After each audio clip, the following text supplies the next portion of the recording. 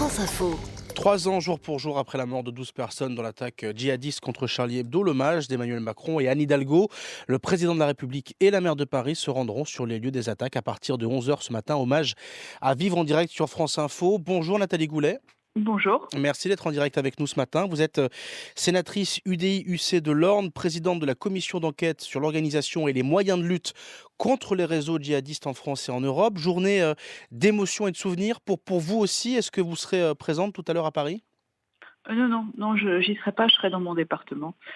Mais nous y serons par l'esprit, bien sûr. Justement, en parlant d'esprit, avant d'évoquer les moyens de la police, les moyens du renseignement français, vous avez certainement vu ou entendu ce qui a pu se dire hier lors de l'événement Toujours Charlie, également dans la capitale. Vous pensez, vous, que l'esprit des grandes manifestations du 11 janvier 2015 n'existe plus ou qu'il est en danger ?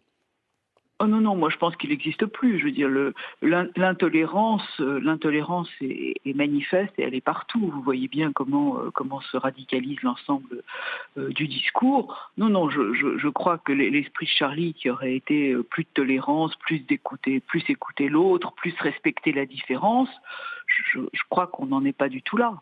C'est mon sentiment. Vous ne pensez pas qu'une majorité de Français, quand même, est empreint d'attitude et de qualité plutôt positive dans justement ce débat-là ? Je ne sais pas si vous avez vu le résultat des élections présidentielles. Je ne crois pas que les gens soient particulièrement ouverts, ni à la différence, ni à l'autre.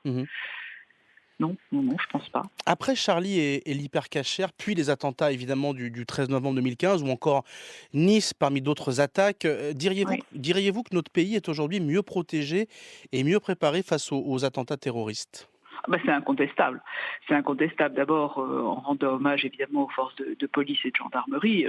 Entre Charlie et le Bataclan, il y a eu un effort budgétaire d'à peu près 1 milliard.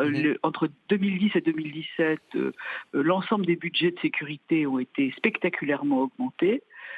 Sous Bernard Cazeneuve, et puis maintenant c'est de nouveau le cas avec le gouvernement actuel. Il y a plus de 16% d'augmentation de tous les budgets, plus une forte augmentation du personnel et des effectifs. Non, ça c'est clairement au niveau de ces moyens, c'est clairement beaucoup mieux. Est-ce que c'est forcément plus efficace d'avoir plus de moyens ? C'est ça la question aussi. Ce qui est sûr, c'est que quand on en a moins, c'est moins efficace. Que ce soit pour le contrôle, le renseignement, la sécurité et les opérations sur le terrain, si vous n'avez pas de force humaine, vous n'avez personne. Et si vous n'avez personne pour décoder le renseignement, il ne vous sert à rien. Après, on a beaucoup progressé en matière de lutte contre le terrorisme sur Internet. Vous savez que maintenant, il faut moins de 5 ou 6 minutes à tous les fournisseurs d'accès pour retirer les contenus illégaux ou violents. Ça a été aussi un effort spectaculaire et un progrès majeur, vraiment très important, puisqu'on sait que la propagande se fait évidemment par Internet. Ensuite, on a toutes les mesures pénales qui ont été prises, et il y a aussi cet arsenal qui s'est renforcé.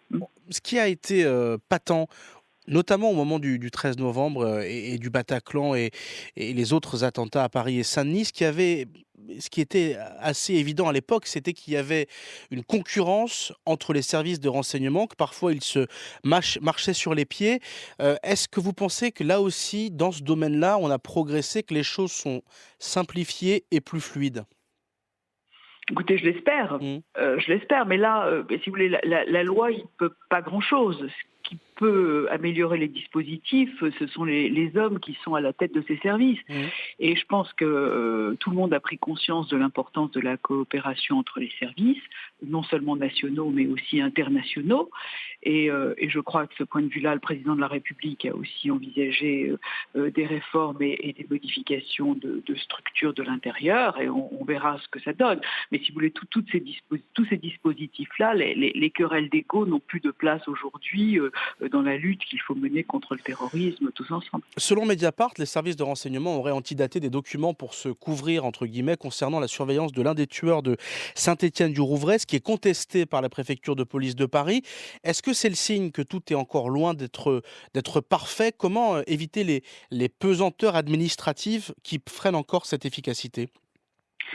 Et si vous appelez les pesanteurs administratives les garanties données aux citoyens en matière de sécurité ou de renseignement, ça Non, c'est parce une que là, chose. Il y a quand dans ce cas précis, il s'agirait d'une note qui est restée pendant tout un week-end, Oui, sans mais être alors, lue. Ouais. là, oui, oui, non, non, ça j'entends bien. Mais si vous voulez, là, le problème il est, est-ce que le personnel était nécessaire? Est-ce qu'il y avait suffisamment de Mmh. personnes c'est ce que je vous ai dit tout à l'heure. Si vous n'avez pas d'humain derrière le renseignement, c'est pas la peine de collecter le renseignement. C'est ce qu'on appelait le renseignement au chalut. Si vous voulez, vous collectez beaucoup de données, mais vous les traitez pas.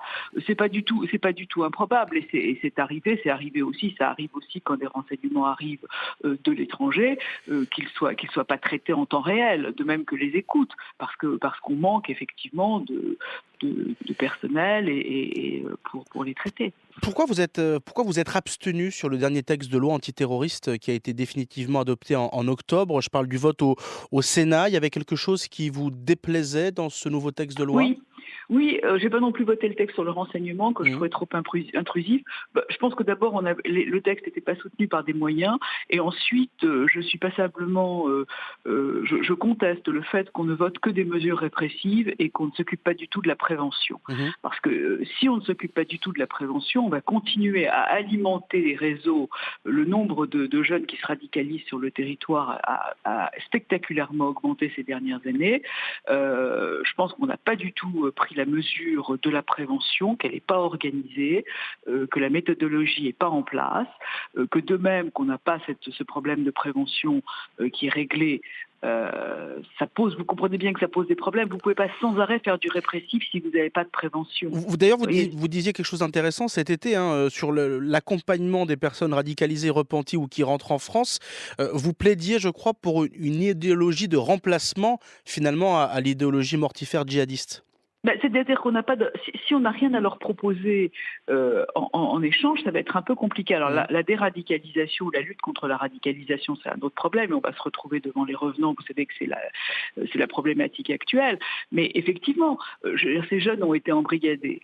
D'une façon ou d'une autre, il va d'abord falloir tester leur niveau de dangerosité et puis ensuite reconstituer le lien citoyen.